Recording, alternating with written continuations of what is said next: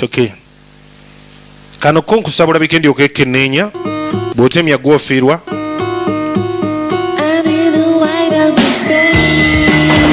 Ke tugendako bazanyi be tugendako bamanya era nga tugenda kuba ne mwana mulenzi ono ndooza mujjukira mu firimu ki kanda bwoba mujjukira nammwe firimu ki gye twamulabamu recently. Come on. Bill Pullman agenda kukabeeramu nga muzanyi.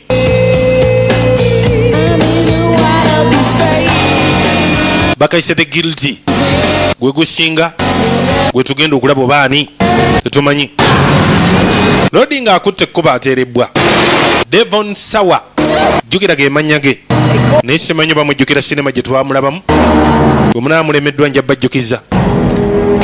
Yajja asembera mpola waliwo yajja ayitibwa Leo amagani waayo tugende naawe nina obubaka bwo kondi ki maama we yakubye agambye tasobodde kimekinga. Kamoni yingira baamuyingiza boolekedde Lodi ateerebbwa tuva luzira weeyo why ndowooza okuddayo mwaka ogujja nakufunidde omulimu bw'oba oyagala. Anze ndi bulungi na pulaani ki why nasinkanye gayi mu kkomera munda agenda kunkwasaganya kati njala kukozesa buli kimu ng'entandikwa kwolekera kuva mu kibuga.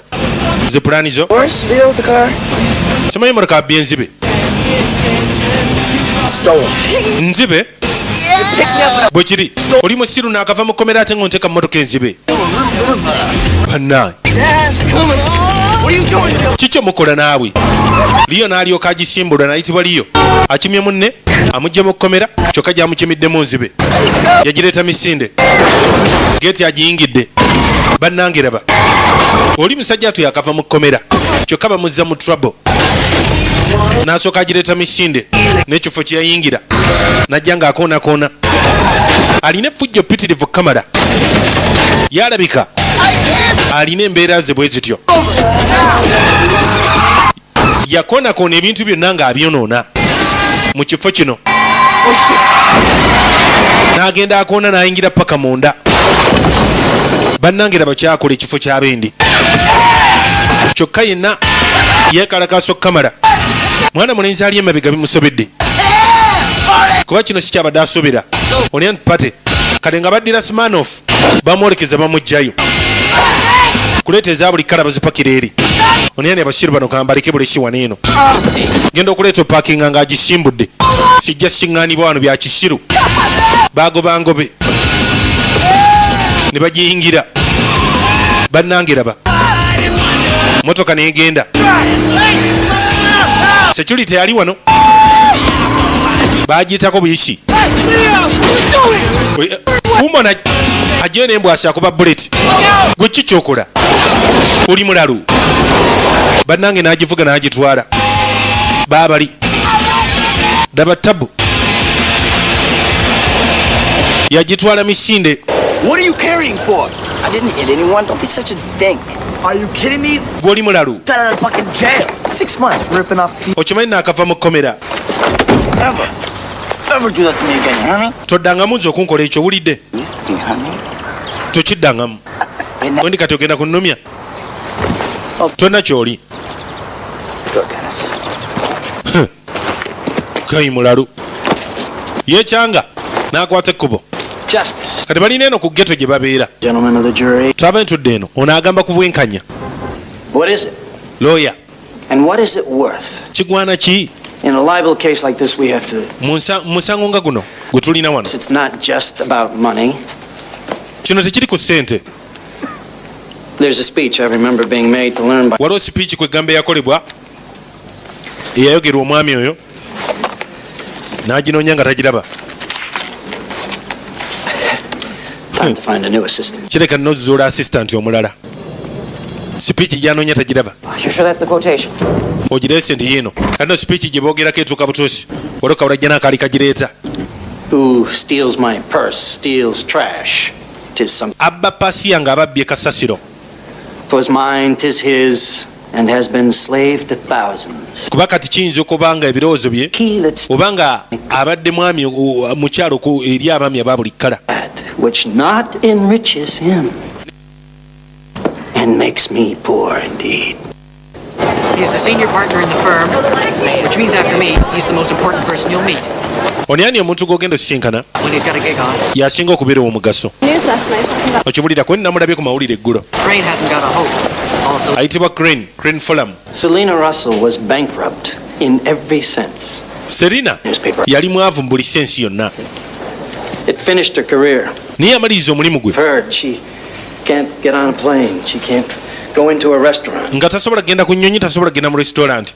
omusango guno gwali gwawennemby edda gye tutabadde Then it comes naye nga kirebeka loodi yali akola kye bayita closing statement justice. wazira nga bwamusindiikiriza entebe alabika ali amaakinze buli saawa ezituuka alina okubaako waabeera omukyala It's crime committed. n'abaako gwatemya ku bbali A tabloid kati ana wamusindise waalina okuba read on the nation. buli kimu ekintu kyekirabika kipange ku mulundi guno baleka bali bavaasinga bannamawulire loodi n'abikula kateni mpola Client omukyala ekitanga ne kimukubamu wamma n'asooka ayakaya kano kamala career.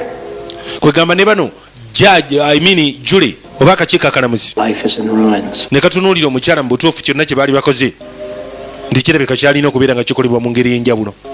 Is that justice? loodi ono yali franchise nnene yali looya naye nga kwegamba yeekoledde erinnya mu ngeri muba endala. Tell me, how much is it worth? kwegamba yinza okubuuza nze kingi ki kye kigwana. Where's that little shit of Miles? His ass is fired.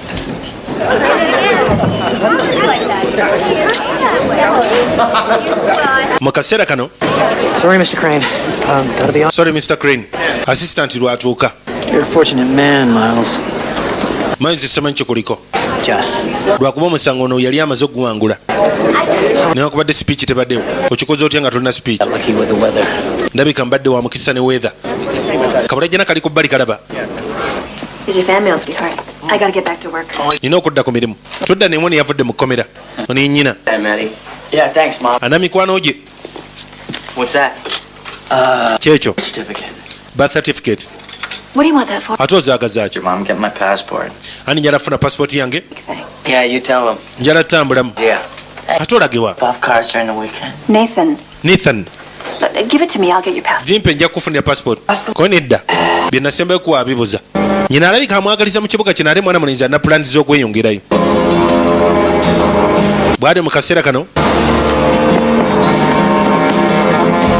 baakwata ekkobo ne beeyongerayo. balina eno ku bbali gye babeera mu geto ne banne ayitibwa nathan. It's a good thing I had time to clean up, huh? sinnafuna budde kulongoosa. Hey. oli ye Ricky munne waliwo ayitibwa liyo yelo kyafu kati agenda okukebera yatunula twava ntudda ku bbali.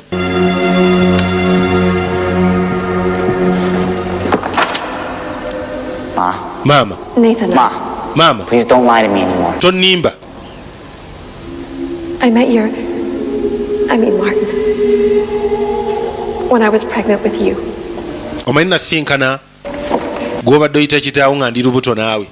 omanyi abakazi tebalimbye ku mbuto bitooke bye bigwa.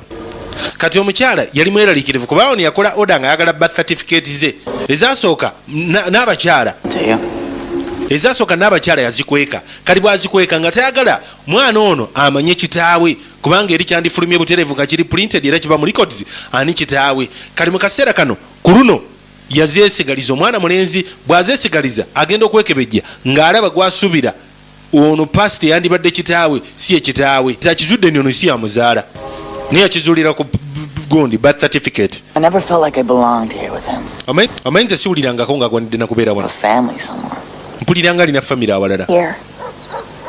Half of it.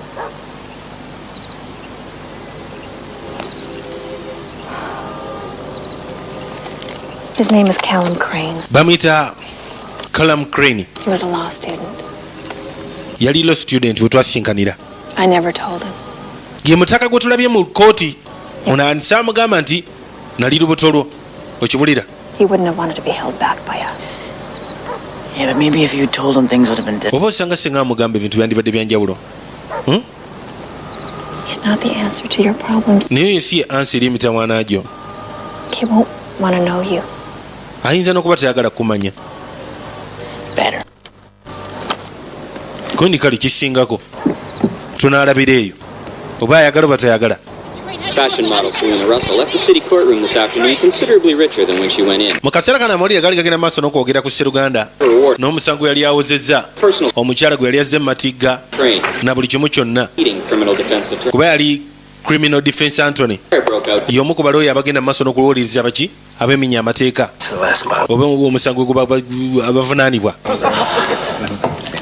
tali kusaidia prosecution kali abawabi ba gavumenti kali ali ku bbali ne munne banywamu. One day, Callum, your genius for getting the guilty off and winning undeserving lowlifes yamanga nimune ennaku lumu punished. newankubadde bano bonna ogenda mu maaso n'okuwangula buli kya.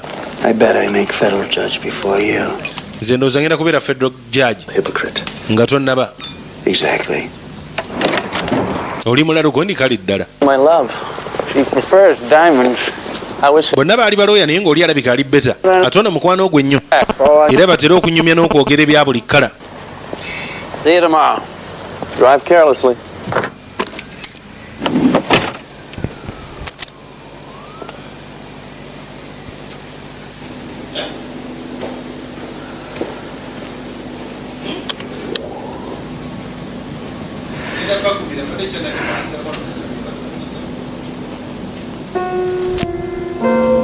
Lodi bw'akwata ekkubo okudda okuyitira ku ofiisi kati waliwo akabala kano akali kafunye omulimu omupya agenda okukalengera kali wali eri kalina engeri gye katuddemu emitala naye ng'abaaziga buli kimu kyonna daba ate bwe kakyusa kajja eno kazza eri kumbe kongera mu sampolinga kali ku mirimu gyako kakola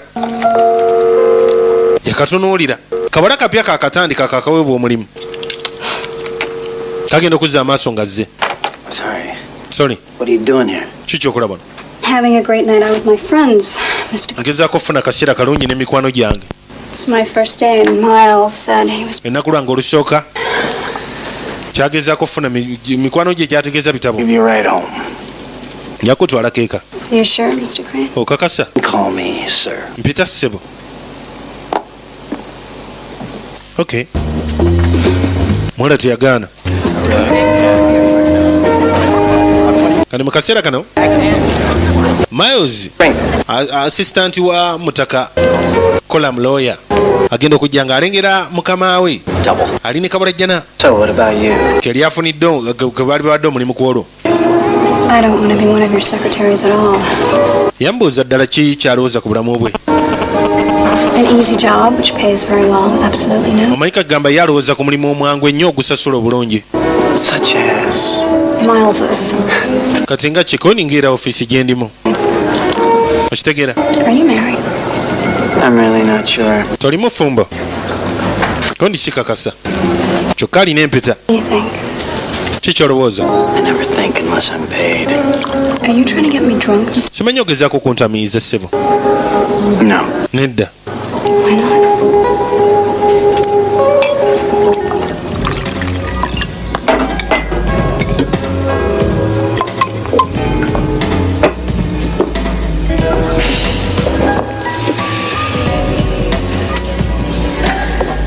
Do you mind if we sit down? I'd rather watch you fall over. I thought the idea was to get me drunk. I know.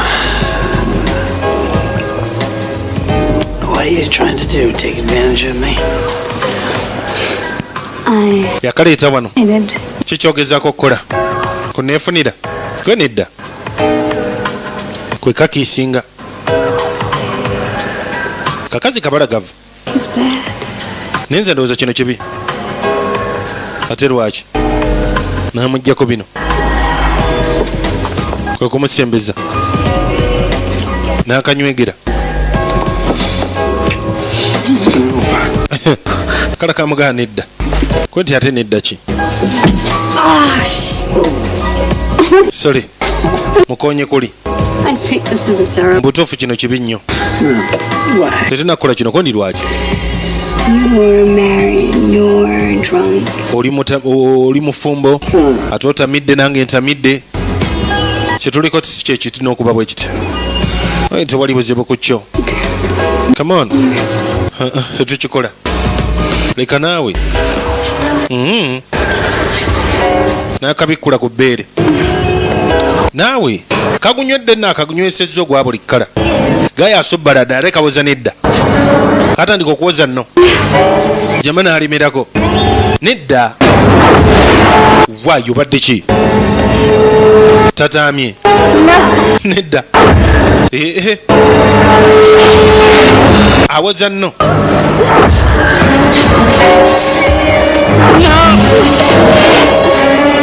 yakalemerako ate akasinza amaanyi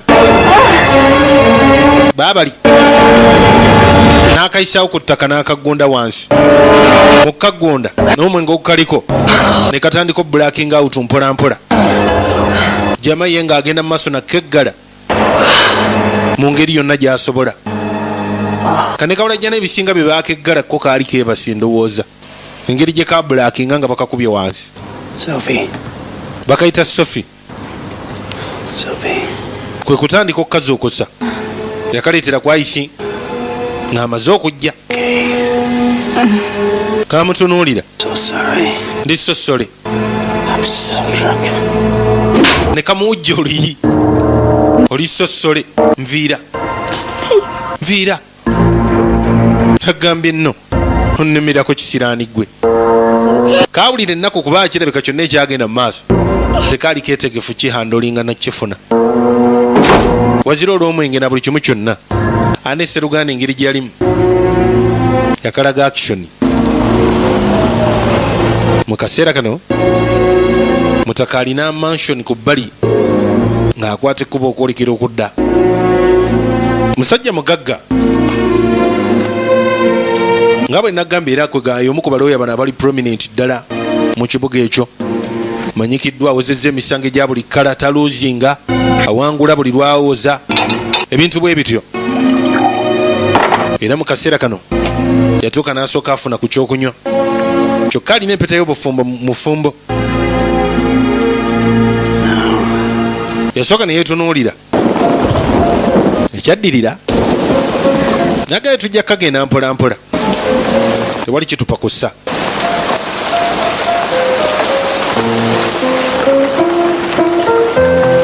kuba etonnya mutaka ali ku bbali alaba ali wano atunula yatunula sirika How dare you speak to Faith like that? She's mukazi we yajja ow'empeta She at school. Why aren't you at work? lwaki toli ku mulimu I'm not going in for a while. Taking a vacation. alinga agezaako kufuna ka vacation imbo What is wrong with you, Kano? nikyamu ki ekikuliko Karen I would have thought you'd lost that case. olinga yawanguddwa omusango aze nga gwe wawangudde kumba ali wano ndowooza yeeralikiramu ebyakawalajjana tamanyi kye kaliko kuba kyeyakoze ate nga bwomanyi kwegamba racing raping biki ebyo mu Amerika gye gimu ku misango egiyinza okuleetera obuzibu mwali ali wano nga bimusobedde abirowoozamu takitegeera yes yakiisinze ne bamukiisinga back. You're gonna have to go in sometime, Sophie. I was thinking about getting another job. yalina munne Took you months to get that one. yama ntisobola kuddayo niyo manyi ndi wafunye obuzibu kyakutwalidde emyezi ofuna omulimu ogwo mwalabulira tayagala kuddayo ku mulimu lwaki togenda ku poliisi I don't want to talk about it. saagala kwogera ku ebyo Can I do something then? kati olina kyosuubira kyoyagala okukola I'll report him.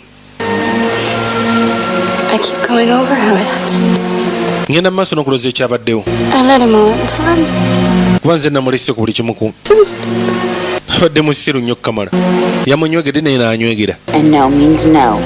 naye wayogedde nno neebeetegeeza nno si bwe kiri Bastard, get away with it. toleka mutumba ava ono kuvaawo nakye yakoze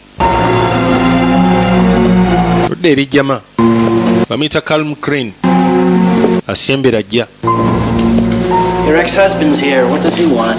Damn. ex-husband wazze kikyayagala Daddy's here. mwe daddi wamwaze Let him in. kati omukazi gwalina wano gaayi awaka And don't mention yalina bbaawe nga si kye kyokka yazaala n'abaana mwoli bbaawe with half the age. naye bbaawe ndowooza akwata ekkubo n'ajja n'akyaleeka n'akola ki n'alaba ne ku baana yaggulawo Charles ogamba ki So, kati mirimu giri gitya Natalie didn't tell you? teyagambye dadi bano be baana So good to see you. Yeah. ono ndowooza tena baana mukazi oli abaana bonna bono jjama ate baana bakulu ddala Callum, someone called Miles phoned. He's waliwo gaaya ayitibwa miles yakubidde n'agamba nti kiri agent What else did he say? ki ekirala kyayogedde oli bw'afuluma ne kitaawe waabwo ona yeewala ku mulimu tayagala nagendayo ndowooza olw'akabala kali naye miles yakuba essimu ng'amwagala wekwate kuba najja n'atula akabala bwe kakola nga tekaliiwo You've got a meeting with the CEO of ki ekiriwo kundi yonna meeting ne ba CEO kyokka abali wano n'akabala nga kazze on the conference room ceiling. kasofi nga kayitawo nkagenda bulungi nnyo ku desike yaako kondi kale ng'akwate kuba agenda sinkane bagenda okulaba kwe kujja n'alinda lift mulajja n'avaayo aleeta kyayi na biki ndowooza yali abitwala mu offisi n'amusanga kyokka naye yeetaaga elevator labayo ekiro kya luli I'll take a step. nze kankosa amadaala kamwewala ne kaga kakwakosa amadaala gwate maama bw'anaakakwatira muno I'm a little unhappy, Miles. You know, the efficiency in the office, the atmosphere. owaye si kitegeera It's all. offisi ndaba nga buli kimu ekitali mu budde No, olwaki I was wondering. And that new secretary, mbadde neewunya ne kana akasekurитari kewaliisa akapya what do you think? Difficult to say. kalinga akazibuzibu I'm not so sure either. si kakasandi emirimu kana agisobola It's completely your decision. You think maybe? lwakuba akoze decision yo kulwo Well, like I said, ninze nabadde ndabanga mu abagendana engeri gy'abasanga mu kabaala she were. No, gwe temukwatagana nti aa oyo muwala tali fiti kukola mu kampuni yaffe just wanted to get your opinion. fired. ono yajja n'akagoba You're still on your trial period. No warning necessary. tewali woningi yeetaagisa What did I do? oli ku trayo nakoze eki Call in next week to pick up your paycheck. kuba essimu wiiki ejja okukima peceka eyo nemmeezayo gikiriyalinge busungu bungi enkiriyalinga gye kagikiriyalinga kabiyiwa buyiyi byonna ne kakwata ka handbaga kaako kasofi sebe bakagobye naye ng'akagobeza yoona afiirinze ng'ali ani comfortable ku kye yakoze ye mugagga kamulumba What do you want? oyagala ki What do I want? ki kyenjagala Harassed, propositioned, wakoze harassment kunzi okiraba fired in my first week? nongoba mu wiiki esooka What more could I possibly want? ki kyenyinza okwagala kisa Exactly what I've given you. olina omukisa kubanga ogenda funa cheke ya mwezi nga tokoze wiiki For you.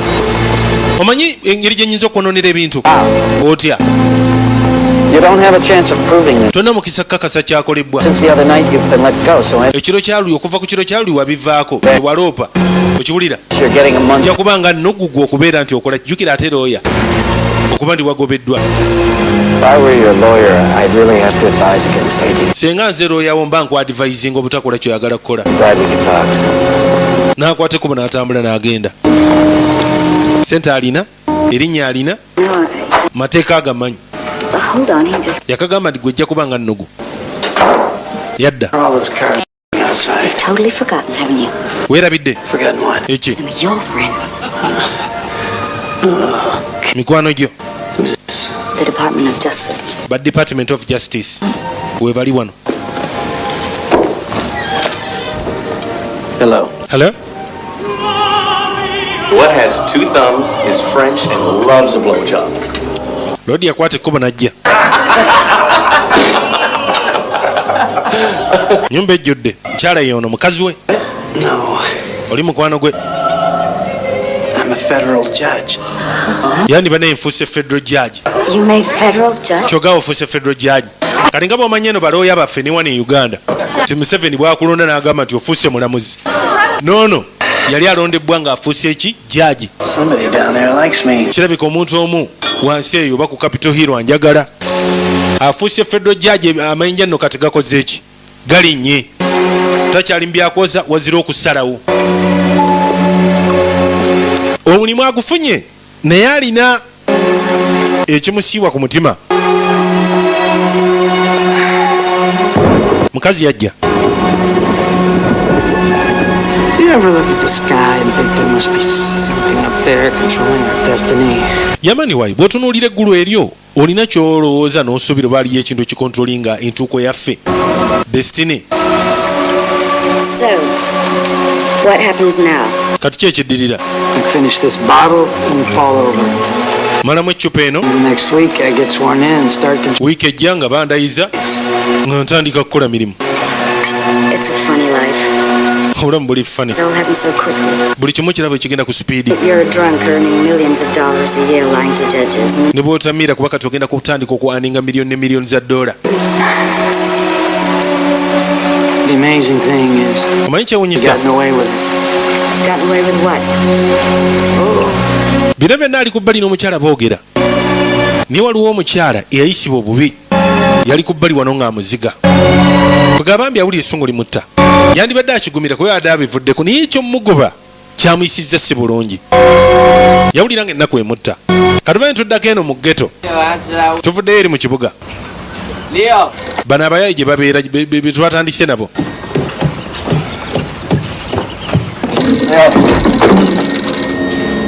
Era Rosario ali ku luggi kumbe essimu. Dennis, Into the city. I'm gonna try to find my dad. ngenda mu kibuga ngenda gezaako zula kitange. Kati jjukira mwana mulenzi ekifaananyi kye baamulaga kyali kya gaayiroya. Okitegeera?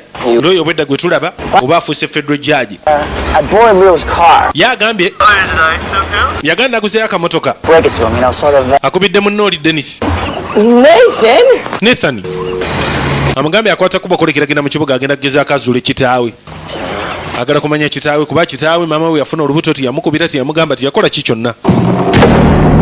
Tudde eno Dennis agenda okugulawo waliwo abajja. Hey, Abaayi excuse me. mu nsonyi muyingira nga bayingire wammwe. Bajja banoonya kye baagala baleka bakimanyi. Kuliko n'omulala emabega.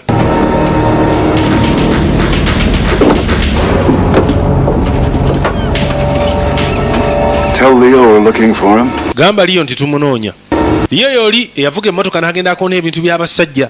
Kati nno bamuyigga. Okay, well, we're gonna be late for the open house. Waayo ogenda kubeera kikerezi. Hey, Tom, Tami, can you do me a favor and pick up my paycheck for me? oyinza okunkolera feva n'ogenda opickinga paycheck yange ku kampuni eri ku Crane. You. Okay, well, where are you going? Mulegawa, To see a man about a job. ngenda kulaba omusajja akubye omulimu. Mulimu ki? His. Ogugwe. Kano kanne kalina gye kaali kakolako. Katami bwe babeera Sophie ne Tami. Kati mu kaseera kano tudda mu matwale ga Sseruganda. Ono omwana mulenzi akutte ekkuba ajja anoonya kitaawe, ayagala okumanya kitaawe. Nyina yali amaze omubuulira, bamuyita Crane Coram. N'alaba bulungi Flo, kwe kuyitamu mangu nnyo. Agala agenda amugambe ni munaye ate bwe yamuli egali gamwogerako omusajja ali successful. Taata we kabume n'akabula kano kakutte ekkubo kajje kakime ceeke ke kakwano kooli gwe baaleepinga. Basooka ne beeziga muvuka mulungi n'omwana mulungi. Yagala okubaako kyakagamba ate ko ne katuuka we kaviiramu. Bwe katuuka we kaviiramu ku fulo gye kaasibirako ate fulo eddako waggulu ye mutaka gye yaviirako. Excuse me. Sonyiwa mu baaba. Yeah, hi. I'm looking for Noonya Mr. Crane. Mr. Crane. Mr. Crane doesn't work here. Mr. Crane takola wano. Olwaki. Can I get his home address? Funa address The ye. federal judge, for Christ's sake. Yafuuse federal judge sobola kumalaga ku address ye. Yes. Look, this is really important. So is this. Kino kya mugaso ssebo kone kino kya mugaso. Sophie Lennon? Sophie Lennon. Yes. Send her to accounting. Cheeke gisindike ku account ye. He'll be in tomorrow evening. You can. Ajja kubeerawo enkya wano akawungeezi bw'oba oyagala ojja kuyitirawo olabe. Wendi kale. Kale omwana amaze okugyayo cheeke. Yakakwano ke kali. Kuba bakagamba nti cheeke bagenda kawa ya mwezi newankubadde kakoze wiiki. Ne bakagoba. kati uyo mwana yali tayagala kuddayo n'asindika mukwano gwe. Simu yavuga. Hello. Hello. Oh, hi, Connor. Ogamba ki? No. Ali ku simu. Laba ate katona ayingire mwana mulenzi. Oh, I'm so Mwana mulenzi n'agiyingiza eri mu bibox. sorry. Ate ye yali nkadde yanyookerawo laadiyo terabika yabikirawo. Ndi sorry. Ne baddamu ne bagesimbira. Era abadde mu lift. Oh, yeah. Nathani. Ne Tammy. Oli bulungi nti ye. Thank God. Katonda bwana. Hey. Nope. Oh, God, your car. Motoka yo ngisiraanyiza. Oh, God, I have to call the... Kampite poliisi kale. No, I don't... Ate ono jjukira ekyali kyamusibya kubba mu motoka. Unless you do. Tekyetaagisa okuja nga gweyagala poliisi naye yandi ate emmotoka yo. Don't worry about it. Insurance ko ntofaayo ku yo. Wreck. Yiye ebadde ekaddiye nayo. Okitegere? Yeah. Tofuddeeyo nti nedda. Thank you so much. Weebale nnyo naye. I'll give you a ride. Kale kankutwaleko. Yeah? Wherever you were going. Ogenda wa? Yonna gy'olaga. I was, actually headed down to Mexico. Mbadde ngenda Mexico. Yes. Wangi? Mexico. Mexico. Ani agenda okuvuga okutwala Mexico eyo yonna? What have I done? Bane nkoze eki? Is that true? Completely. Mbutuufu nsaaga. I was going for a drink. Mbadde ngenda kunywa mbonyi. Okay, but I'm... Kole kale bw'oba ogenda kunywa mu nzengula nga bakwateko nga bolekera bagenda katube ntudde wono ono bamuwa kongizi zokka kuba yafuuse jjaaji ye mugagga Well done, Kevin. yatandika osisinkana bajjaaji banne Couldn't have happened to a nicer person. So this horse walks into a bar and the bartender says, nga bw'omanyi era judiciary system bwetambula. I'm sorry you got stuck with this one, sweetheart. So I take over. Kati mukwano gwe yali ku bbali wano ng'ali ne mukazi ono. Sending your children out to work. Abadde sitaaka yatuuka leetireeteko. Kati aba ali awo kwe kulengera akabola ke yakwata. what's wrong? Kasufu. They kind of growing you though. Kaze. Nako nno ssebo kalemedde ku nsonga. Ng'asooka akazzaawo akaleeta mu ofiisi eno ku bbali. Alabe kye kagamba.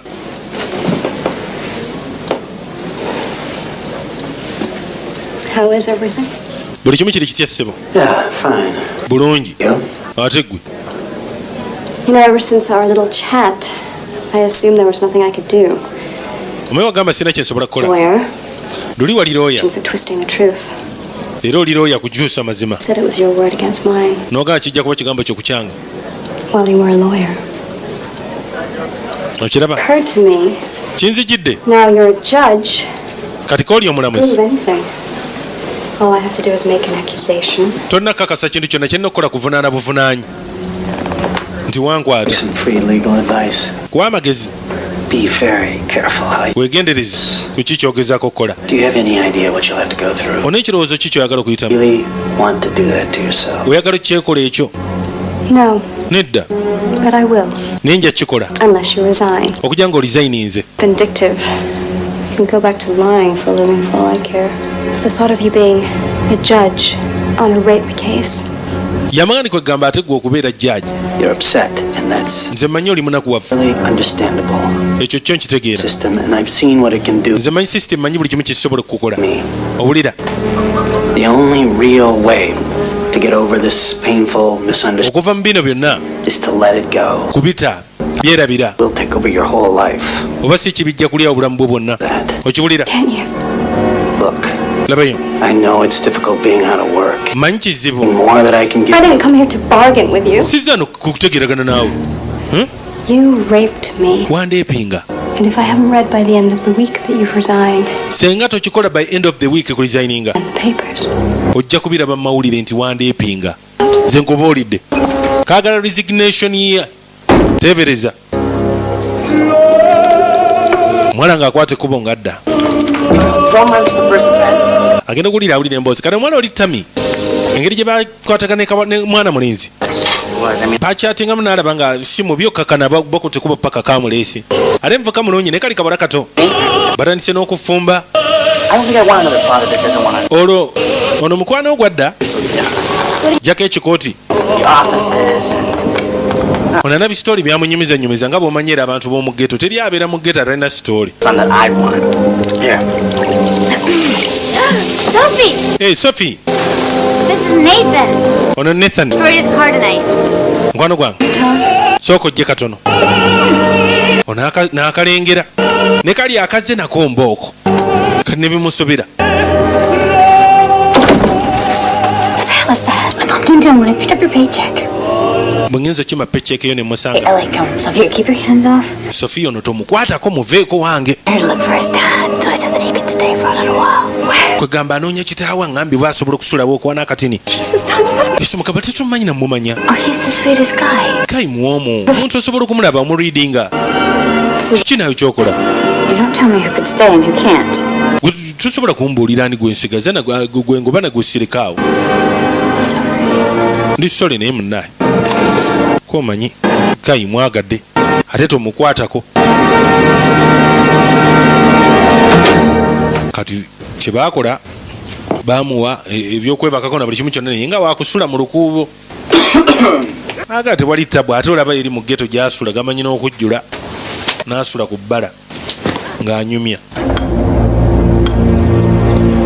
Katudde ono abunywedde amalamu kali abirowoozamu tabitegeera butegeezi. Wetegereze kala kamugabe bw'otoli designinga by the end of the week ogenda kubiraba mu mawulire.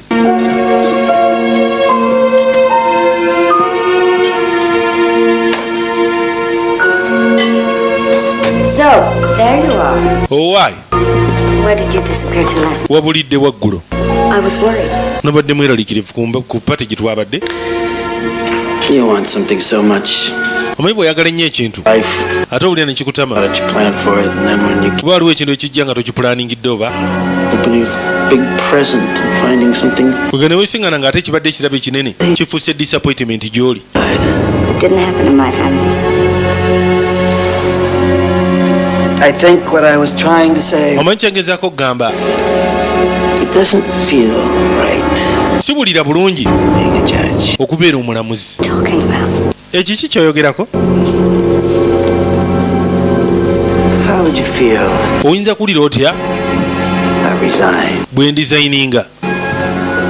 Wangi ssebo. Are you serious? Oli siriasi? Why? Lwaki? You can't practice as a lawyer again. Tosobola kuddamu kubeera lawyer nga bamaze okuappointinga ng'omulamuzi. I don't know.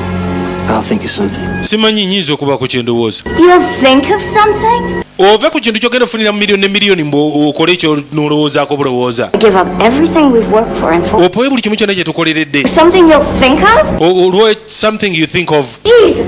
Yesu mukama ki ekikuliko? Anoonya bw'abiyingizamu omukazi naye mu butuufu nga ne byamugamba tebiriiyo. Once you are appointed to be a judge, ate batasobola kuddayo kubeera lawyer. Okiwulira? Kati Lodi kyakola Guy yamuswama buswami wano. Agenda gye bali ng'amulengera. Najja akafaananyi nga ye yennyini. Kitaawe. Naye ono Guy naye takimanyi nti naye omwana omukulu ddala bw'ati. Mwana mulenzi ng'agezaako muwondera. Okunyiga lifting egenze eyaddako ku bbali yeggula. N'alinnya eyo. Agenda amugamba naye gwonzaala bwe nti wayagala omukyala bw'ati ne bw'ati nga mukyali mu law school n'atagamba biki naye kati yenze. Ate ebyebulaaya teri kwegaana mwana kuba mugenda ku DNA test deoxyribonucleic acid bazijjayo zonna. Mu kaseera kano aba ali wano ng'amulengera. Kati Guy kumbe aliwo ababbi ate ono ali waggulu alaba.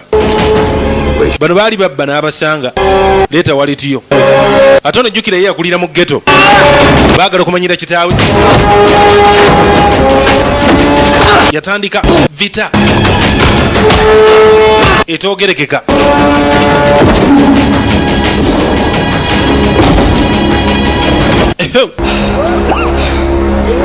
Ono ayagala kukwata kaso. Tebamanyiganye bali. Ono amanyi omusajja naye Guy tamanyi. Ala muzaakaaba. Ate ono yezera kuwulira kiyitibwa poliisi. Yagwambalirawo. Likodi gy'alina ala mukaabira ano ng'ali mu parking. Teba birungi. Ono yasimbula emmotoka n'awondera. Naye engeri gyali amuyambye yasiba namuga yingira. Bwete emmotoka n'esimbula n'egenda. Kalinyala bwetegereze. Omanyi bagamba destiny is something you can't control. Oba kyotobaako na control over. Kati bali mu mmotoka bagenda. Jukira ate ono lawyer. Yamutunuulira oba mugambe agenda okulaba gaya alina empeta kwegana ebimusobera. Very impressive back there. Kibadde kyewunyisa ky'okoze eri emabega. Practice. Akajjuza nti. So you often assault people in parking garage? Kyogamba oyamba nnyo abantu mu parking garage bw'otyo. And what did I do to deserve your... Kati nkoze ekyoggwanira ekyokunnyamba. Nothing. Tewali. Nothing at all, actually.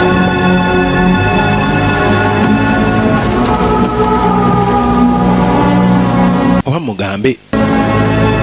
Kwegambye asobeddwa. It varies, I guess.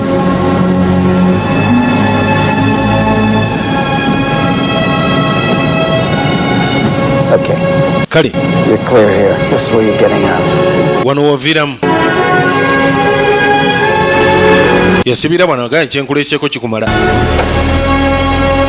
You don't like the police, do you? Oleka toyagala poliisi gwe gaayi. Why? Lwaki? Kuba yamulaba ng'ali uncomfortable. When did you get out? Wafuluma ddi ekkomera ate jjukira looya. Eki? Prison. Wakava ddi mu kkomera. Amuliidinze. Questions, don't you? Oleka obuuza ebibuuzo bingi gwe jjama. Just one more. Waliyo kimu ekisigaddeyo. You want to make a lot of money? You wanna make a lot of money? Oyagala kukola ssente empitirivu. Twavaayo. Kirabika oba mulimu oba ddiiru naye amubuuzizza oba ayagala okukola ssente nnyingi kuba kitegedde ekisooka tayagala poliisi, ekyokubiri alabika yakava mu kkomera. Kati ono yajja n'asinkana buno bwala kitaawo mulabye kibadde kitya.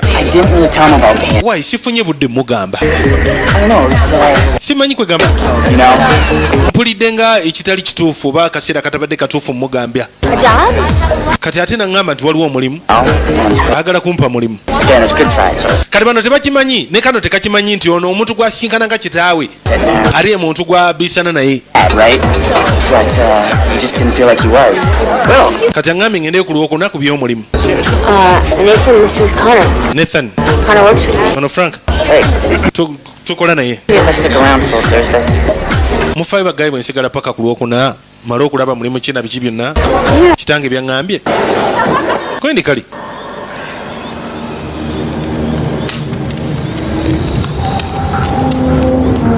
Gaya ali eno bikyamusobedde bamuwadde deadline bamugaye by the end of the next week alina okuba nga resigninze kati ali wano bimusobedde yakagunywagunywa.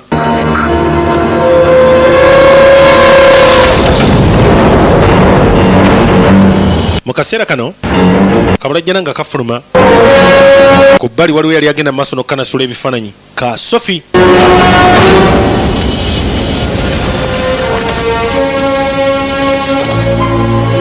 Ebifaananyi nga gyabipulintinga mutaka yennyini yakakuba ebifaananyi ng'afuna envelope ayambadde bulungi nnyo ki gloves.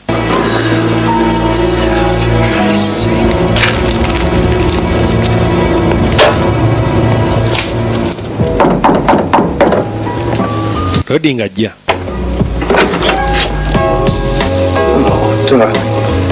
So sudden. I'm cooking some. Yasangayo no Guy Frank gwe bamwanjulidde wali. There's only enough for two. Get it? Eno ebiriyo bimala babiri. Yamuggyako bimuli nga ggalawo Guy oba Frank naye ayagala kaddeemu kali. Kati byamusobera. N'avaayo n'abaleka babiri. Ali bwajja n'asinkana ka Sophie. Always. Oyo kyanga bulijjo. I've just been for an interview. Mbadde nva kulaba akasineema. I burst into tears. Ne nkaabirayo. Is it good?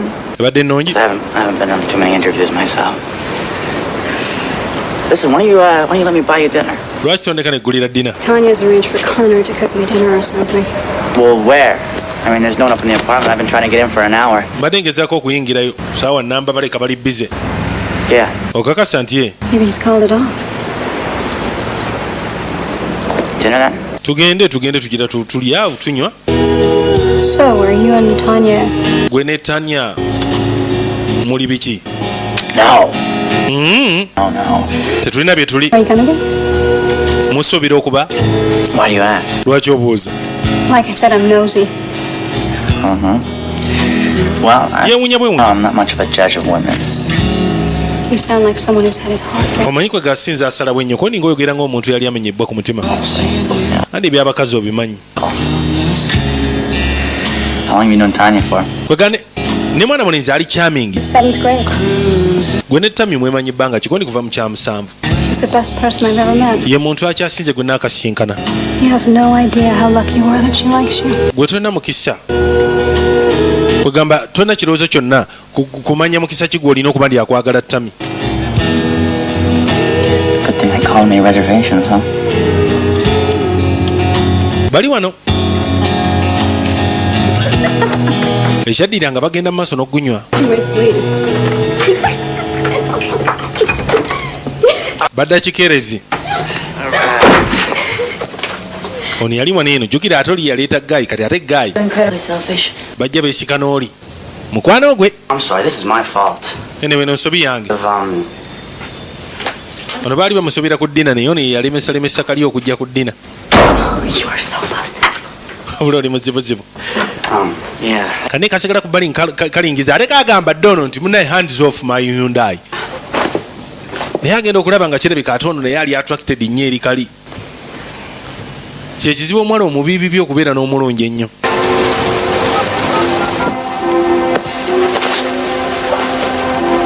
Mwana mulenzi nga yeebaka kale aba yeebaka essimu neevuga. Nathan, can you get that? Nathan yinza okwata eyo oli anaaba. Hello? Please. Agala kwogera na Sophie. Sophie yo. Who is it? Ani? Who is this? Gwani. Just tell her it's urgent. Hey, he says it's urgent. Agambye nti kyambwangu. Mweni kali kanzije. Kyokka Guy yakubye taata w'omuvubuka. Lepisti wono. Hello? Hello? Sophie, Sophie. it's Callum Crane. Nze Calm Crane. I just wanted to talk. Mbali yana twogere. Didn't have time to apologize properly. Saafuna budde luli kwetonda. Caught me off guard, I'm afraid. Era I didn't react well. kyali yakitinga bulungi. You. Fuck you. Oniyekanga n'okwekanga. Kamuvumavumi fuck you.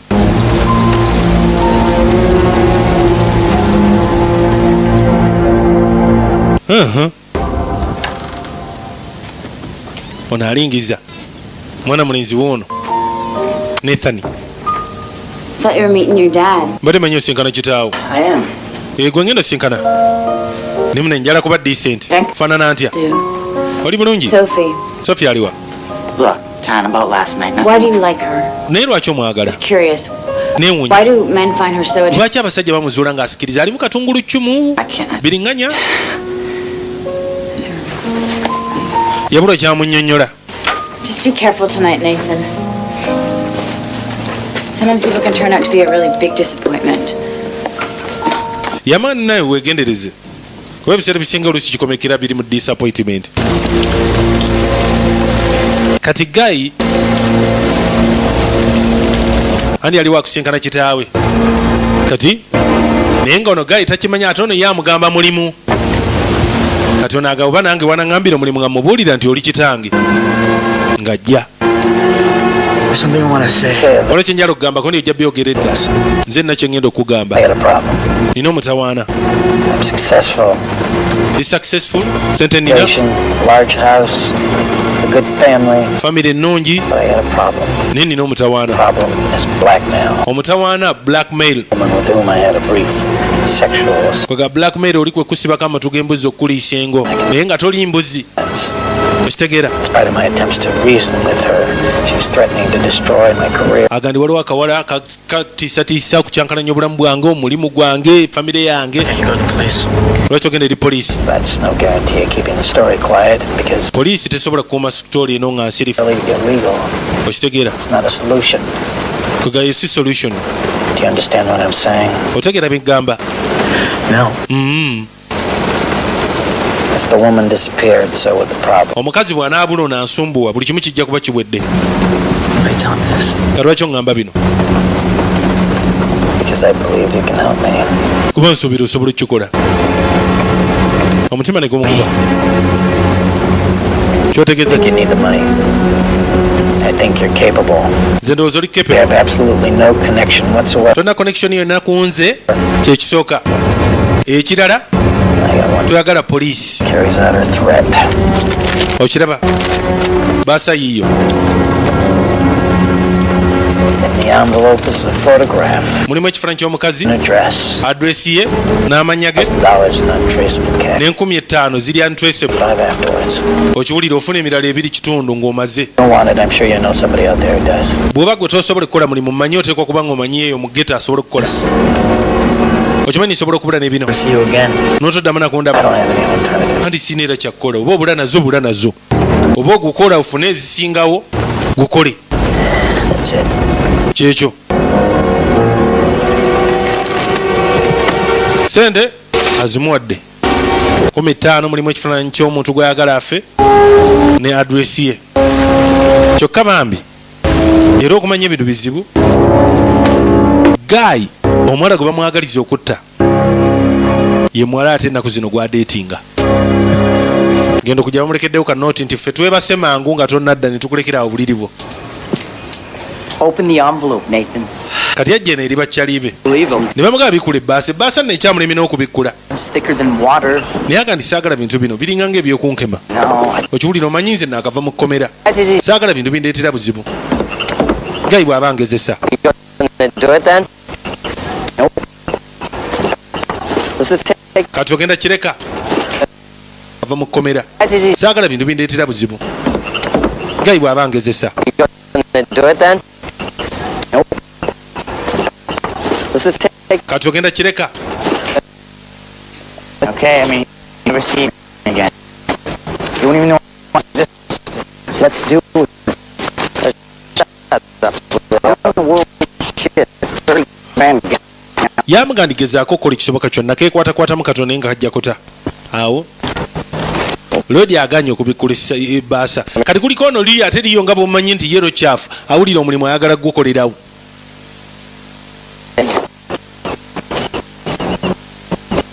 Aterezemu. Worry about. Relax. Kakkana naawe ebbaasa gituwe. Nimwe mulabika muli balala muzannya nange era gisuula muwala. Tokikola. I don't want to. Nze sibyagala. Okiwulira? Siri mu bintu byakwagala kutta bantu. Nedda n'agisuulayo muwala ssebo. I don't want it. You fucking idiot. Oli musiru gwe. Kaliraba mwala gwa kaleero guviiramu eri ku Nakivubo Channel. News and rush hour traffic. All after weather with Mitch Grigson. Mu kaseera kano Outside, Brent. ono wiiki yaweddeko akebera mu mawulire gwakola kagamba nti kamugaba ojja bisanga mu mawulire. Kati n'omuwala ali eno anoonya alabo baggayi yakoze eki.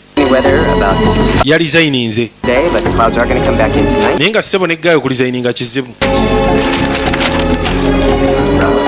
Kati oli alabika anoonya bibiri. Kulaba muwala oba yamukubidde mu mawulire oba ne ggayi omulimu gwe yamuwadde yagukoze.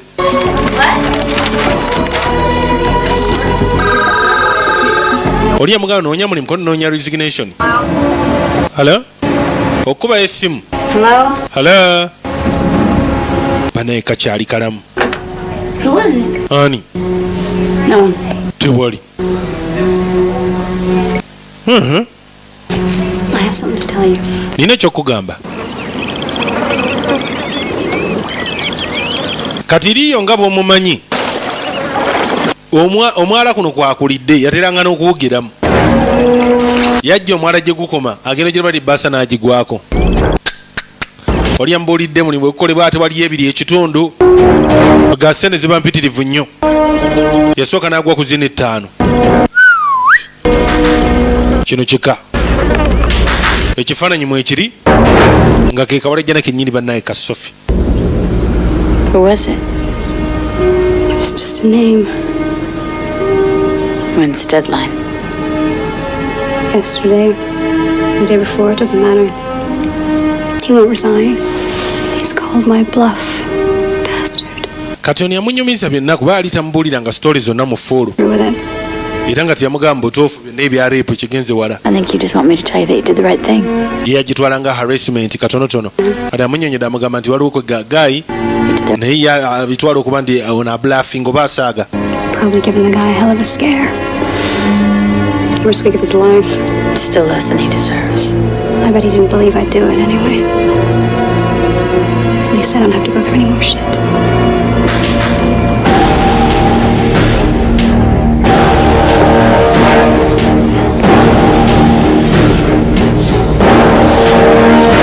ono ali wano abirowooza.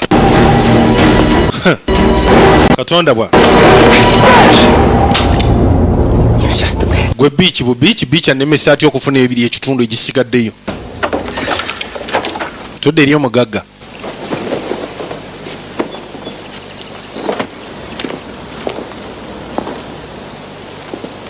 What's this for?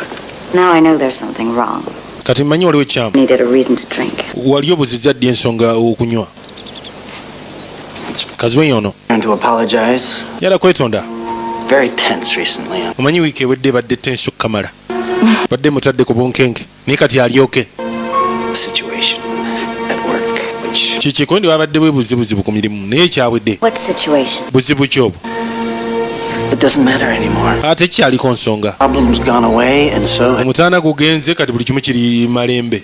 I just don't understand you sometimes. Naye ebiseera ebisinga munayi sikutegeera. I should go. Ngende. Therapy. Ogenda wakoni ngenda mu therapy. Therapy aba agenda kulumba bashirinki ba dokita. You miss the shrink for one? Tosobola mumesingako dokita lumu. It's boring, I know, but... Kimanyi. Very good for our marriage. Naye kiba kirungi eri obufumbo bwaffe kuba abasawo batunnyonnyola ngeri gye tukuuma obufumbo. Mukazi n'agenda ewa shirinki mu therapy. Laba therapy gye yajjamu. Okumanya abakazi bisiraani. Agambye agenze wa musawo. Naye yajjamu eggala kyokka amweggala mukwano gwa bbaawe. I think he's having an affair. Naye nze ndowooza n'ebbanga ayenda. Olwaki? Breakdown. Ana breakdown gye sitegeera. Ono naali wano aguuta okukamala n'akwata ettaano ziri. Ekifaananyi ky'akabala yakitadde wali eri. Adresi yagisomyeko bulungi. Akalumbi kirabika. Aba afuluma nga abamubanja. Munaye tubadde tukunoonya wenna ndowooza naawe obadde otunoonya. Kati kyokka akafuna ettaano. Zigudde mu ggata. Sophie is so gorgeous and smart and... Onajja amunyumiza. What I don't get it. Nathan akomyewo anyumiza mukwano gwe Dennis ku muwala ajja n'ayitibwa Sophie. I don't know if she says anything of me. That's why I'm going back. Sophie munayi kayitirivu nnyo kyovulaba nzirayo kansigadde ku mutima. You got this weird compulsion to getting your heart broken. You know what you should try sometimes? Going for a woman who's actually interested in you. And what makes you... Yamaani era lwaki togezaako ku muwala ali interested mu ggwe. Lwaki gwe oyagala nnyo okubeera nga ofuna abawala boli interested in. Sana nayo n'ofuna omuwala ng'omuwala naye akwegomba oba nga afaayo ayagala okumanya okwagala okitegeera. Here's Sophie's number in case you gotta get a hold of me. Kwegamba oba onjagala nga tonkwasaganyizza eyo ennamba ya Sophie onkubirako okitegeera. In case of anything. Be good. Twendi kale. Beera bulungi. Ono ng'asooka abasimba bano ettaano. Kyokka ebintu byayo nno nabasya nno naye nnyingi. Zino tezimala. Eddie endala ngenda zikuwa enkya. I'm doing a job. Nina omulimu gwe ngenda okukola. Guliko ssente. Please. Kyova olaba omuwala emikisa gye gyeyongera kwonooneka. Ana akayimba ke yateekako. N'amugamba akayimbe. It's true. Sing along, Leo. Yimba. Sing it. What can I do? Louder, Leo. I don't know, and I don't know it. Please understand. Yimba bulungi. Over you. Dabe tabu. Flying over you. And over. I'm crying. Kujinyiga nga nkalu. Kireka ali amutiizinga. Disappoint me. Don't disappoint me. Tonnakuwaza. Okitegeera. Noonya ssente zange. Niyo naagani mu butuufu. Sajja ono alabika ajja kunzita. Bwe siifune ddayiwe. Tudde eri Dennis. Hey, Leo. Leo. Okulengera ng'alaba ekifaananyi ky'omuwala wano. Amannya n'adresi. Leo wajjira. Owa storage. It's a little sing-song with Benny. Thankfully, he's not killing me till tomorrow. Did you give him the 5,000? nafunye ziri ettaano ngenda kugumaliriza nfune endala gwe vaayo. I'm dead if I don't, Dennis. Ndi mufu sikikola Dennis okitegeera. Kati beach nze ankwatirako wa. Okiraba? Just a beach. Njokukukuba ekyasi kya beach kye nandikubye beach. I need this money. Sente nzeetaaga. Ndeka ngende nkola omulimu. Tamanyi oba n'oli anaazimuwa naye agambye agenda kugukola gwe yaweereddeyo ettaano. Akimanyi era bulingi n'endala zirina ajja ziwaayo. Ng'akwata YZDA kweyongerayo. Dennis yakola kwe kwata essimu eya Sophie akubire mwana mulenzi oba gy'ali atuuse amugambe. Kyokka gy'akuba takimanyi nakimanya nti ate omwana mulenzi y'adresi gy'alina era ke kabola kalumba Leo.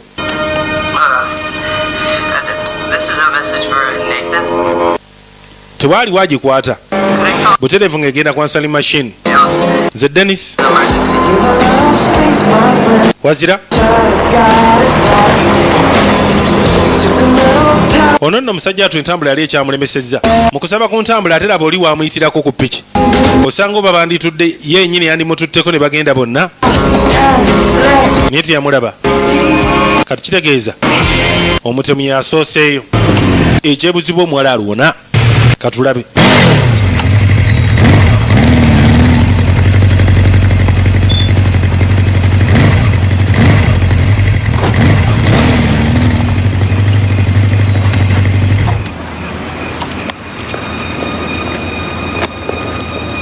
Lodi ng'asooka pakinga ku bbali. Luckily enough ne Kabalajjana kaali kaddabuzi ku sayidi ye. Unfortunately Kabalajjana tekakimanyi kaggulawo ate enzigi zaawali zakubaazinga ono agenda tutuuka nga lweggadde. Why? I'm here for number 10, but they're not in right now. I was wondering if you could. Ngendeyo ku 10 naye sina kisumulizo. Gilbert?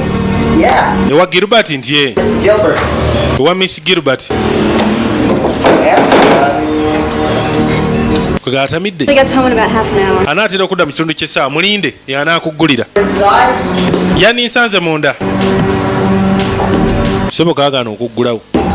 Waliwo instinct ebiseera ebisinga zikutaasizza.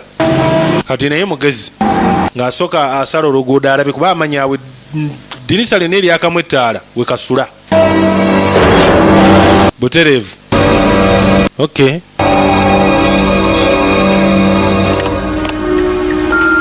Mwala atuuka ateekako message. Kubira.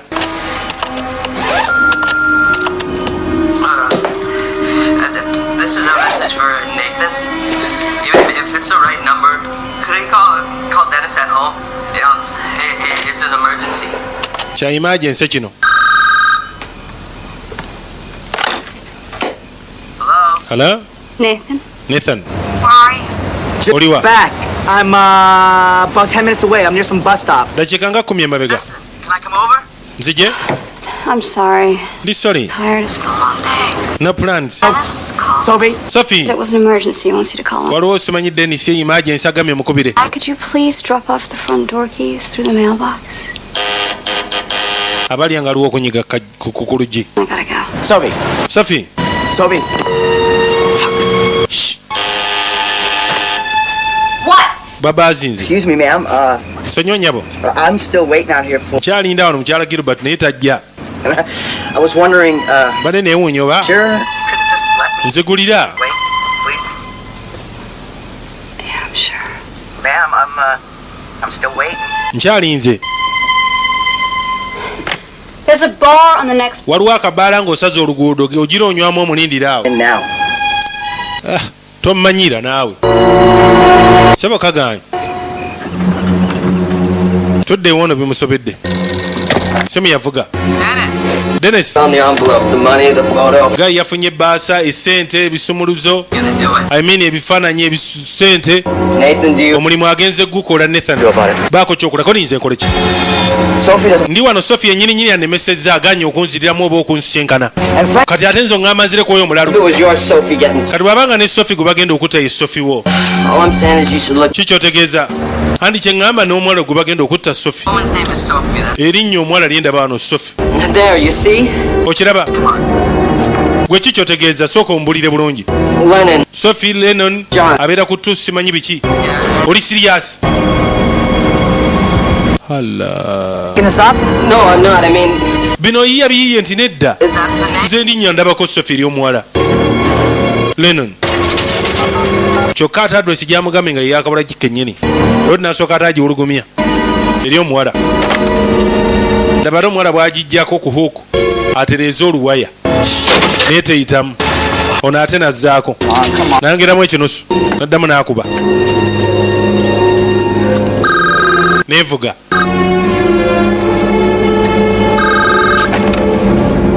Hello? Hello? Hi, Mom. Ate yakuba mulala. Nnyina. Ona Patience emubuze asazeewo awalampe. Liyo. Oli akuba essimu eri bize. Kuba omwala ayogera ne nnyina.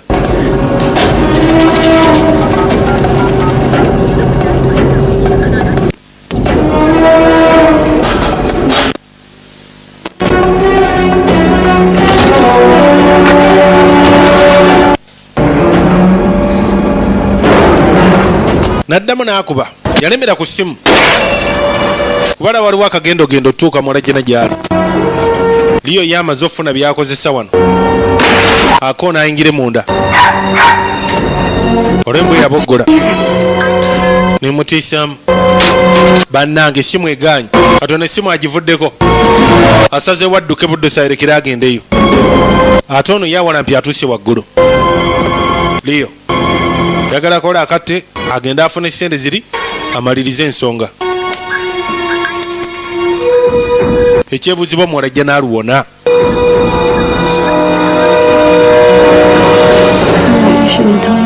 Mwala agenda loodi Liyo wuli waggulu okulingiza nga kabula ajja n'akalaba kennyini nnyini. Okay, kikoze bulungi gwe oli eno waggulu. Kati nnyingidde ntya? Ono akyalina ennyina banyumya. N'amaliza n'azzaako essimu.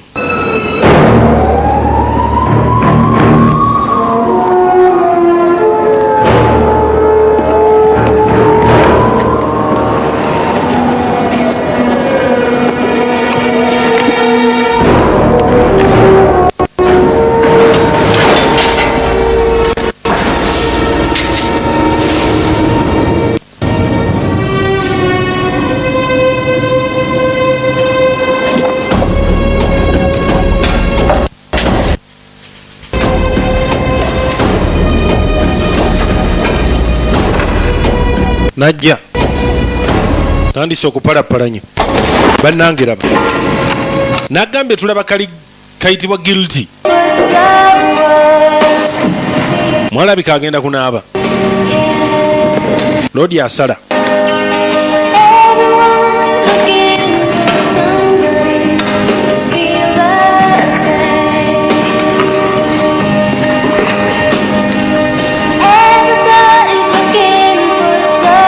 Katandika okunaaba gayi wuli wali emmanju. Ono zimuleeta akyali wala bannayi tufudde. Lengerayo. N'asooka akaziga.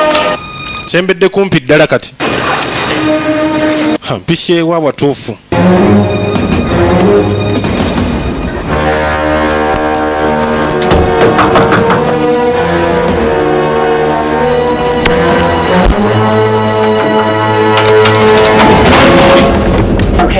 Okay.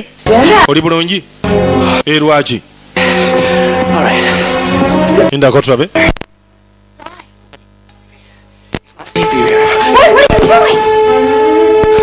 Kiki okola? You know him, don't you? Kolimu omumanyi. Gege bayita Calum Crane. Calum Crane omumanyi. Okay, Sophie, just... Mbuulira amazima. Omumanyi. Gwe kiki otegeeza gwe omumanyiko ki? You screwed him, didn't you? Sengeza nayo yakufuna. Ate onawulira busungu kuba... Ate bano bana ajjukiramu kagayi nga amwataakinga.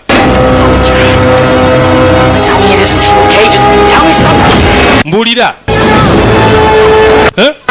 omumanyi kundi kiki naawe gwe mumanya kikwatirako wa kano mwana tabitegeera ate noono naye ambuuza mu ngeri ndala awulira busungu alowooza oba kano kakazi ke Hello.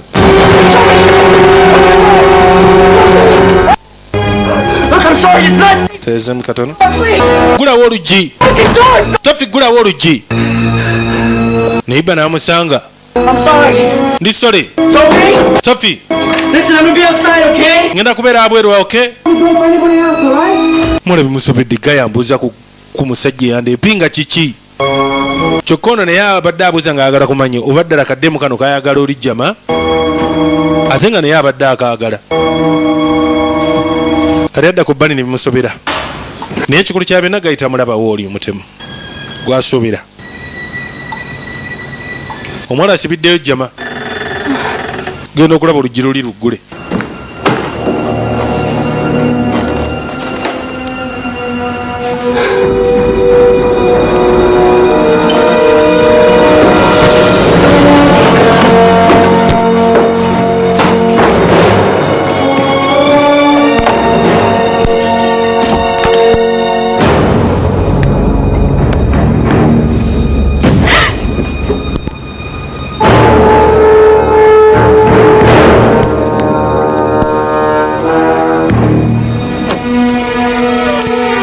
alingiza alabe ono afulumira ddala n'agenda bemusobedde kuba akabula kaganya okuggulawo kumbe jamaali mabega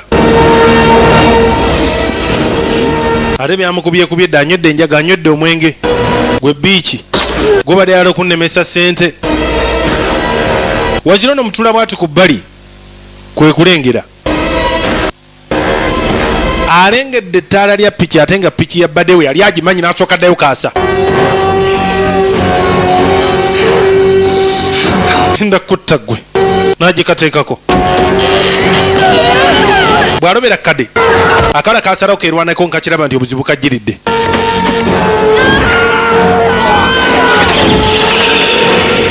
ne kamwagula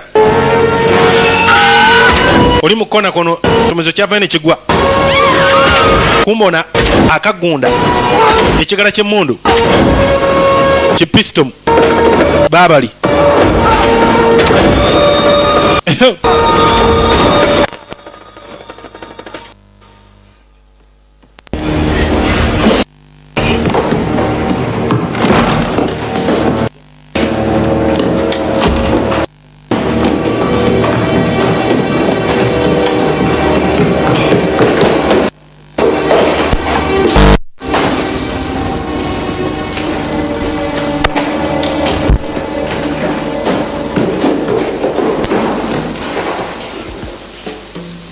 kati ye tebaamulaba ono yali yalabiddwa edda nga yeekalakaasa She's your sister. Of course she can stay. Why do you sound so surprised?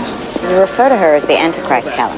And I personally heard you telling her it's lucky. bano bali eno Excuse me, I'm... bazze ku shoppinga mu supermarket Did Faith tell you she got into drama school? So my check passed the audition, huh? Hey. n'abato bonna bwe bagwira nokwono jjukira ono ate yayagala mukazi we Expecting friends. nina mikono gyange gye nsuubira nze ku shopping See the news this morning? olabe ku mawulire leero ku makya No. nedda You remember that secretary we had recently? ojjukira kasekretale kali ke twatuwadde omulimu miles ke yagoba She was battered to death in her apartment. kaakubiddwa ne kattibwa mu luumu yaako Terrible. ekyo nga kibi nnyo Did it? baategedde yakikoze They need a diagram to put spaghetti on a plate. kirabika bagezaako okukola kisoboka Hello.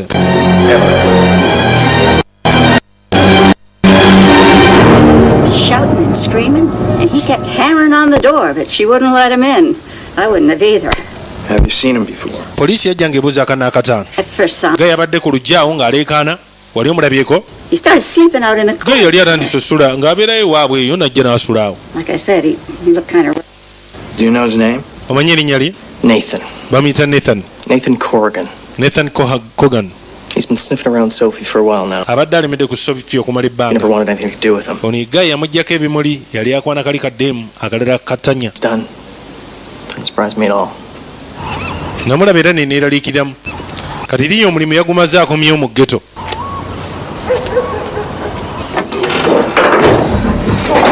Wait up! Open it up! Wait up! Leo konti soko lindeko. Gulawo. Vaayo Dennis. Where is he? Aliwa. Aliruddawa. John Nathan aliruddawa. Why simanyi? Aliwa nze njala sente zange. I want the rest of my money. Mugambe njala sente zange zisigaddeyo. Okitegedde? Dozo okitegedde. Kirungi. Nakwate ekkubo n'avaayo. Mulimu yagumaliriza bambi akabala jjana yakase. Dennis ng'aggalawo.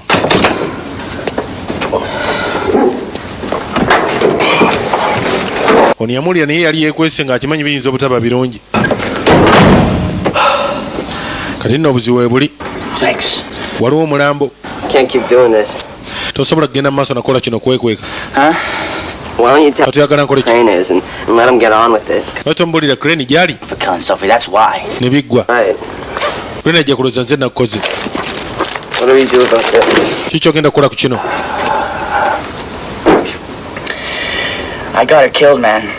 It wasn't the Nze namutisizza sikulimba. Crane. Doesn't matter. Nagezaako okola kisoboka. That there's no shit you're not in right now. Yamaani kati ebiri awo naye olimbusa bunene. They'll find you. Okibuulira kuba kati bagenda kukozoola. They'll giving yourself up too. And even if you try it, they're both gonna finger you anyway. Give a drag. So what do you think, huh? Kati ki kyolowooza kye mba nkola? Get for telling the truth. 15 years for conspiracy. Bwe njogera amazima ko ni myaka 15 ng'oli mu kkomera. Why she was killed. What does that matter now? That's the only thing that matters now. Byamusobera. Mu kaseera kano Road bamuneeminze nga suspect mu mawulire. Hello. Hello? Yala tusienkane. I didn't think anything was going to happen. Nate sirowooza nti waliwo kigenda kubaawo. Buli kimu naye nga kyali kiggwa. Ko njala kusinkana leero kiro. Kugambye njala kusinkana leero kiro n'esente zange. Kati mwana mulenzi naye yeefula ng'omulimu yeyakoze. N'akubira omugagga. We shouldn't be meeting. Lwaki obadde oyagala nga wabadde mwagala mufu? Ate okyagaza ki ekyo? Sente zo ziizo. Kati osanyuse? You got caught. Yeah. Wakwatibbwa. Do it. Why'd you want her killed, huh? Lwaki wabadde omwagala oli mufu? Take the money and get out of Twala sente ove wano. Truth. Njala mazima. It does to me. Nze mazima gangasa. Tear my life apart. Uyu mwali abadde agenda kyankalonyi bulamu bwange. I want to know everything. Njala kumanya buli kimu. You're in trouble. Oli mutawaana gwe genda weeyiye ku lwose nenzikuwadde. It's much more comforting, all that togetherness. There's nothing between us. That was the whole point. Omanyi kwega tewali kikwasaganya ku bino ffenna kye nkwasaganya naawe. Bw'olowooza. And if you weren't my father, singa si gwe kitange. I'm free. Wandiisiŋŋanye naawe oli free. What? Eki? May 1975. Mu 1975. Made it to the players for the first time ever, and you get laid by a high school senior named Madeline Tanner. Madeline Tanner gwe weggala. Olowooza wali weggadde ki? Here I am. Oyo ye mmange nze ono. And that's what I wanted to say to you. Gwe kitange era kye nali njala okugamba luli naye ne ndaba nga sika akaseera katuufu. Gwe oli mutabani wange. Kazonda wa.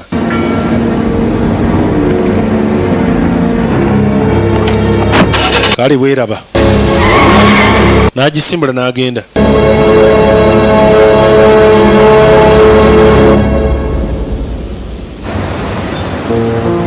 Mu kaseera kano twava ntudde eri kabalajjana kano. Kanne ka Tami, kanne ka Sophie gwe basse. Kyakayitiriddeko nnyo. Kakwata ekkubo okolekera okujja mu mmotoka yaako.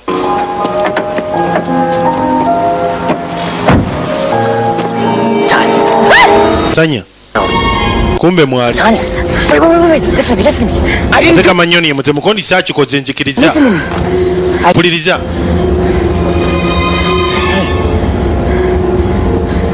Give me one good reason why I should trust you. Kani mbe ensonga emu yokka lwaki mba nkukkiriza. Kwesige.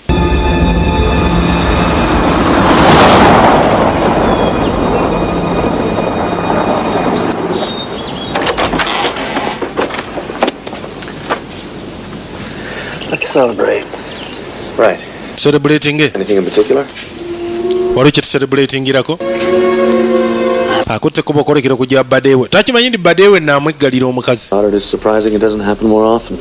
I mean, the number of times bizibu biri wano ebitoogerekeka. Hello. strangers and never see them again. Especially you. Yeah, it's amazing. The time you never recognize those tiny, tiny moments which change your life so completely. Yajja mugaze baselebrating kuba alina omwana. Makes you appreciate. Omanyi obuseera obumu bw'oto recognizing oba bw'otofaako nnyo kigenzi wala ate bwe bufuuka obw'enjawulo mu bulamu obwo. Time there is for everything. And you. Kyamwewuunyisa nnyo kuba yali amanyi talina mwana. Thanks for listening, Brent. Anyway, bali kuwuliriza. I'll go bore somebody else. N'akwata ekkubo n'agenda.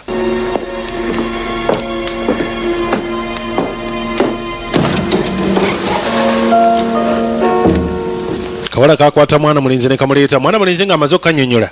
Nathan. Buli kimu kyonna nga bwe kiri. What is this place? Kyasobodde omugambako. I don't move into tomorrow afternoon. Naye ate kati n'omuwala engeri gy'amanyi ono embeera ze. Alina biriifu nti yandibereka okubanga si ye mutemu. Why don't you go to the police? Naye togenda eri poliisi.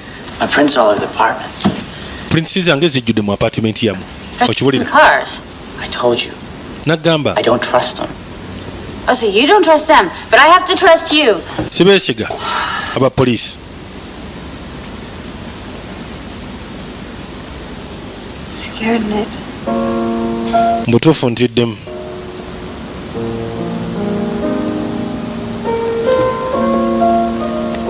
Sophie. I miss you so much. You didn't deserve this.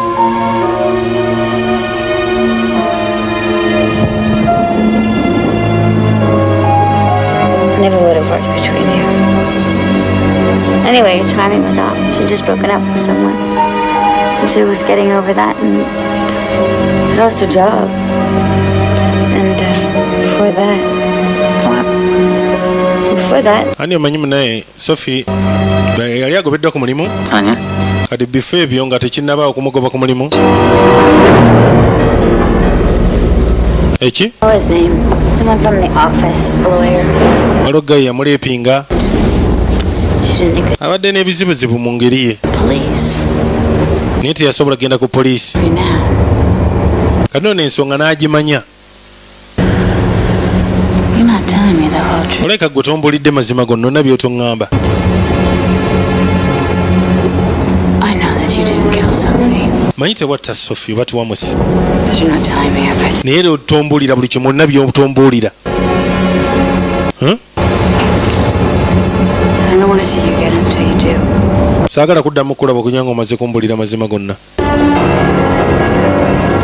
Akitegedde ndi gayi alabika ye yakaleepinga ka Sophie. Ndowooza waava n'obuzibu okwagala okukakola ki? Okkatta. Ye yali amanyi ndi oba gayi yakaagalako bw'agazi ne kamufuukira ekizibu nga mufumbo. Katudde eri omugagga. Yaggundwa omuggo ku mutwe ng'aggulawo ewuwe. N'awunga. Kati agenda okudda engulu nga munywa alimu n'ekkamba. Nze mulamuzi kati ssebo. Yitawo. Ono naye tagenda. Mbuulira.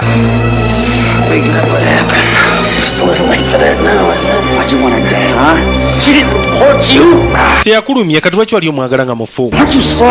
Toli sorry okuba ni mufu.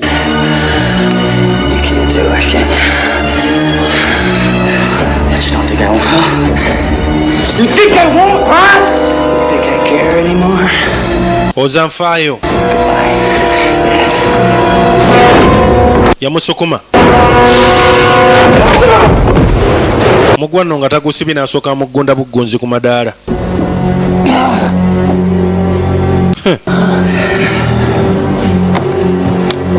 Ye Devon Sawa mumujjukireko mu Scouse. From now on, you'll do everything that I say. Kati okuva kati kola by'eggamba. Now, I've addressed this envelope to the DA's office. Bino We'll send this tape unless you find me a place to hide the passport. ngenda bisindika ewa DA ojanga ozulidde ekifo ekyokwekwekamu na buli kimu kyonna nogezaako okumaliza ebyange okwate kubba okuva wano naye kitali kyo ngenda biweerezebwa DA. Yali amulikoodinga okuva luli agenza ayongerako amugjamu amazima mpola n'amugamba bw'atamukolere bye yeetaaga awedde. Gayi ng'amuleeta ku bbali waliwo ekiyumba. Ono obuzibu bwaliko abumanyi yafuuse fugitive anoonyezebwa. So, you got until tomorrow. Kati olina paka enkya. Who actually killed her? Does that matter? Ani ddala yasse omuwala ko nikiriko nsonga ki? It's got Leo. Ene bamuyita Leo. Friend of mine. Mukwano gwange. It's all yours. Namulekawo. Mugambe yassa ayitibwa Leo. Lodi ng'asooka abirowoozamu bimusobera. Kwata ku bbali ejja essimu.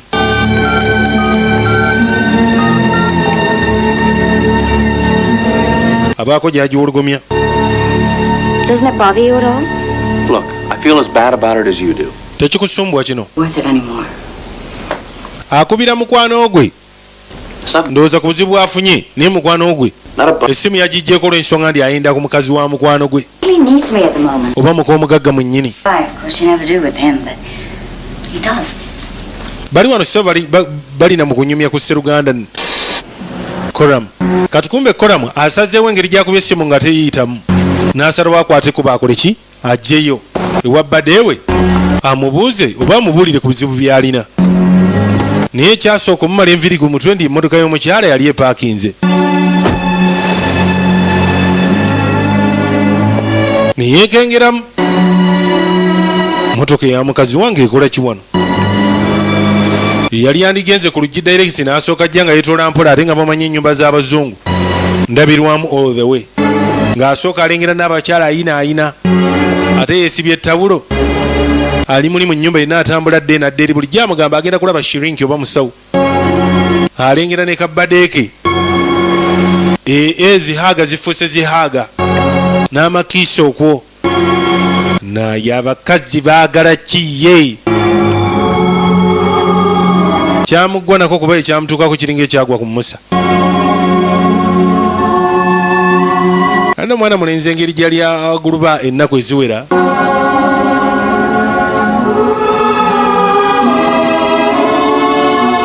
yafuna otulo kumbe gayi yakomyewo dda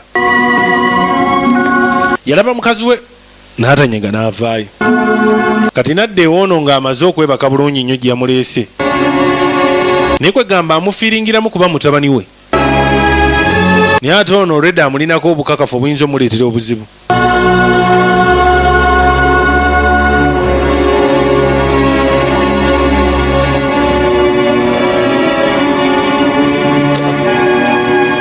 Ng'asooka abikola bulungi nnyo akasabo ke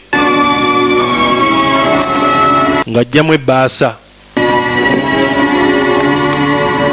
Mu kujjamu ebbaasa omuli kateepu akaliko evidence ng'agenda nako oliki yali adirectinze wa DA ng'ataddeko n'address ng'adda eka. Therapy ebadde etya? Bannaye ekooya. Omanyi okulimba ebirimbemu? Therapy ebadde etya mbw ekooya?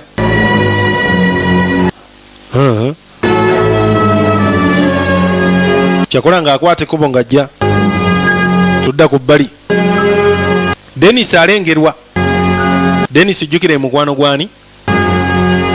Gwa mwana mulenzi oli Nathan. Mugagga yajjayo bulungi nnyo ng'amaze ofuna adresi kuba ebintu byonna byonna abitegeera. Engeri gy'ali looya teri kimukaluubiriza nnyo. Dennis akwata ekkubo ajjayo eno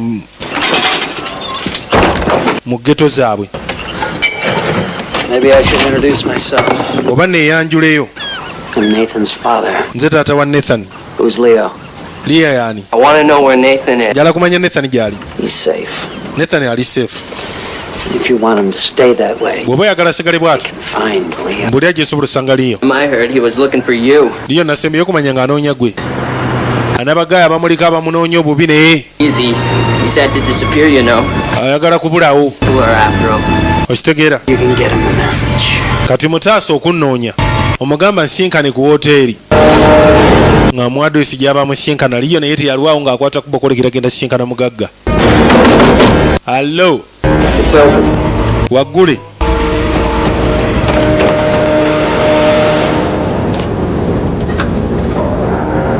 I believe you've been looking for me. Sikiriza onnoonya. I want the rest of my money. Yala sente zange zasigalayo. Alinga yategeeragana naye. Eki? 25,000.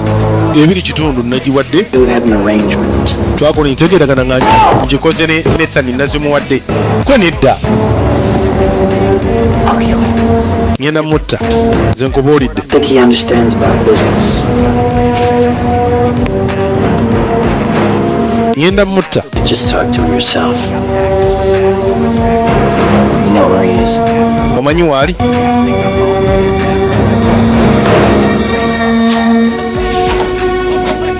Kati nno omugagga alabika awaddeyo omwana omulenzi gy'ali. Mu kaseera kano pikinga egguka. Piki mu kugguka liyazze yagala ssente ze ebiri kitundu.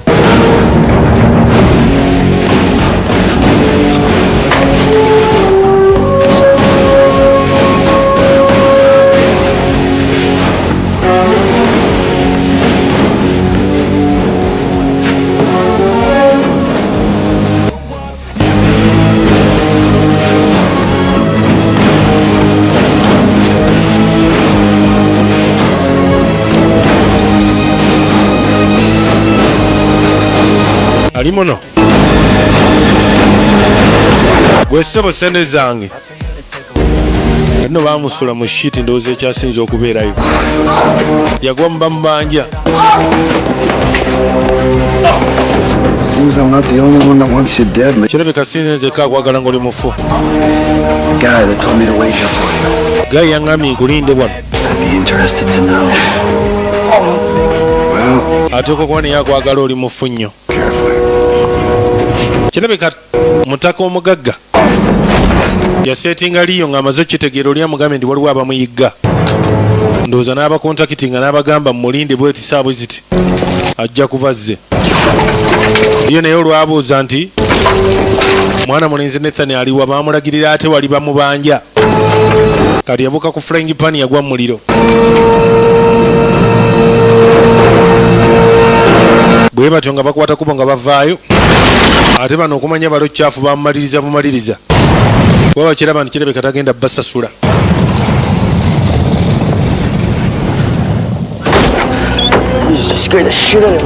Ontiisizza najja n'akimoono yitawo. Anabyabala kwegamba afuuse naye ekizibu omugagga. Mutabani we ng'amugjayo. Teepu wagitutte njagala ogizze. Njagala kati kondi sigikuwa. Ky'oyinza okukola kati kiri kimu kyokka ku neesiga. Nina ssente ngenda kuyamba okuleka neva mu kino kyonna.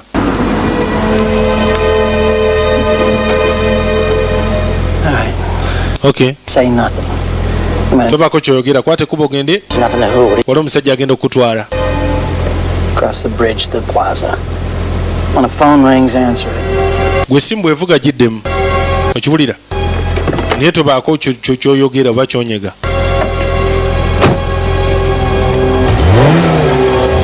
Amagambo esimu bwevuga giddemu kwendi kale n'akwate kuba eyongereyo.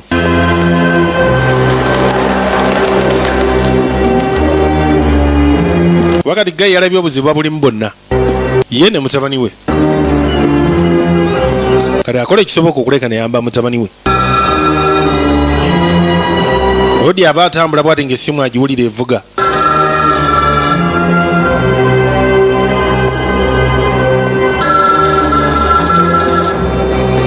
Esooka n'agitya.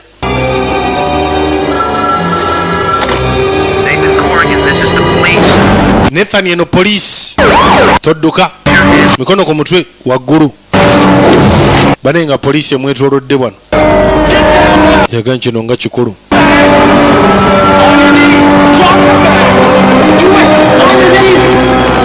Era bw'atyo yakka busi nga tewali kyakkola poliisi ng'emunywa. Mukazi ava mu kisenge okwekolako make-up ye ng'ebyo babisibyemu. Hello? Kati ono aba agenda okwokya akatambi kali mu bbaasa. Wawulira omukazi n'asooka akazza ebbali n'akateekako ekinankani. I was hoping you'd fill them with your things and take them away. Mbadde nsuubira nti ensawo zisigadde nga nkalu jjuzaamu ebyo byogende. Fit you in tonight. Please find a hotel and I'll reimburse your expenses as part of Oba mufune woteeri gye musobola okubeera nga mubeera n'abaana bo. Settlement. the divorce. Ngenda kuweereza settlement kondi ya divorce. Staying with Brent. Ngenda ku divorcinga. I'd appreciate it if you'd be. Ate ku divorcinga nga bakwatidde embwenzi. Bannange oyinza obutafunayo wa data so. You get a confession yet? We won't need one. Ofunye confession konti tujja kwetaagayo. Circumstantial to nail him dead. Okusinziira ku buli kimu. All the DA will charge him in the morning. Tubirinde DA ajja mukyajinga ku makya. Phone call, detective. Tuli ku police.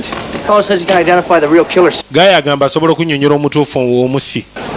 I know it sounds strange. Manyi kibulikikanga kya bulalu.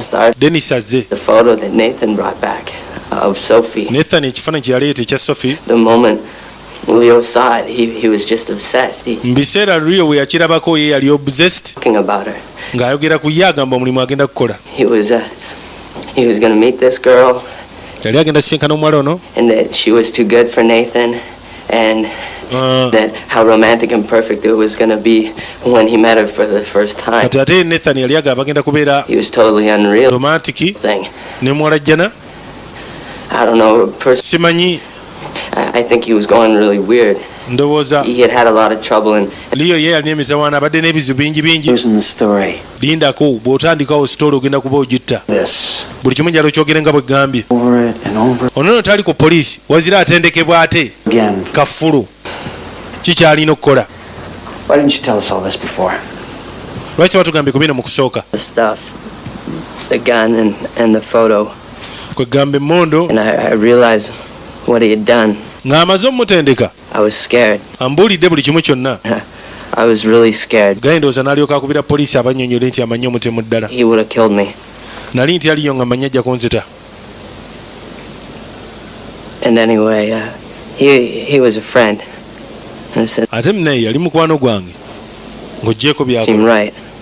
naye lwakuba kino nalaye nga tekiryoke si kituufu. Then when I heard he was dead, bwe nawulidde didn't matter anymore. ti omuwala mufu I mean Lee afudde nga tekiriiko nsonga ndala.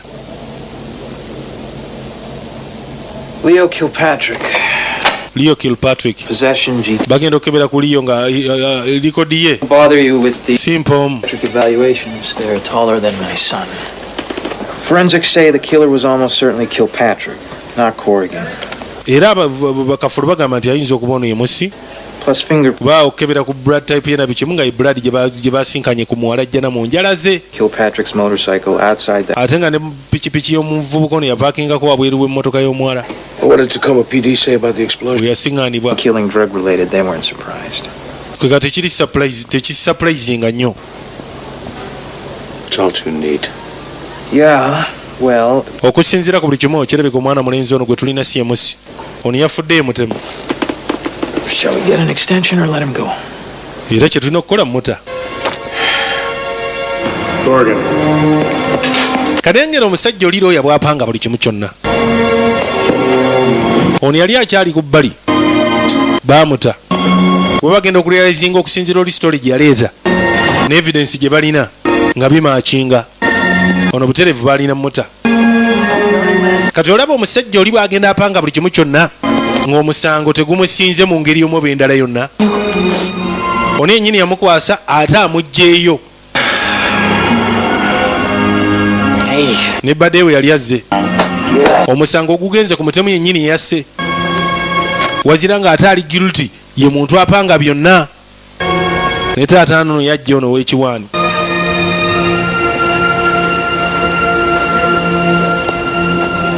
Naye era okyali mutabani wange.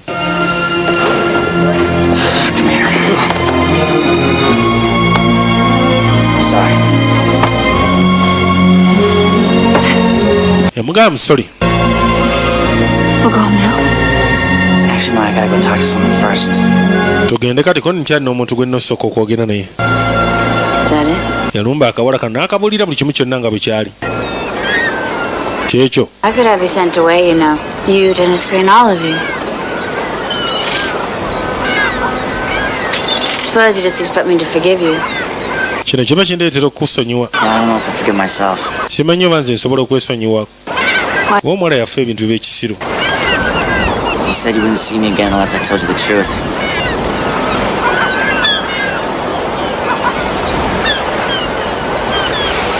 Byensi bizibu. See? Simanyi na kyakugamba. Don't worry about it. It could happen to anyone. Let's go get a pizza. Naye tonna gwalumya. Kali kyakkola tugende ofune ka pizza. I'm sorry. I shouldn't have come. I'm sorry.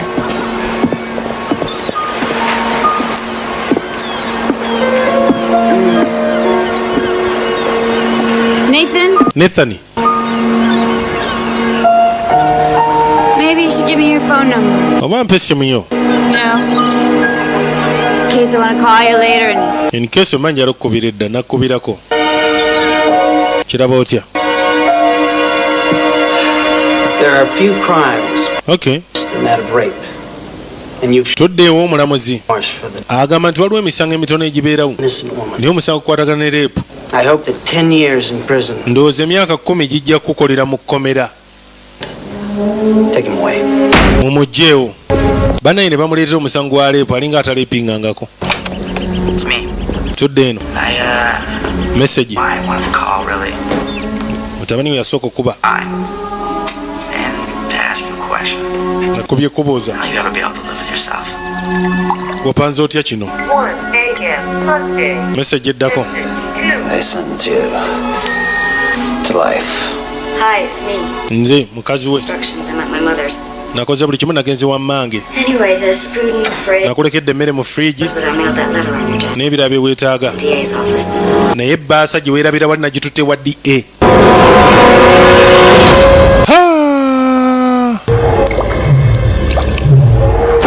Ebbaasa gyali agenda okwokya akakazi kagijjeewo ne kagitwala ewa DA.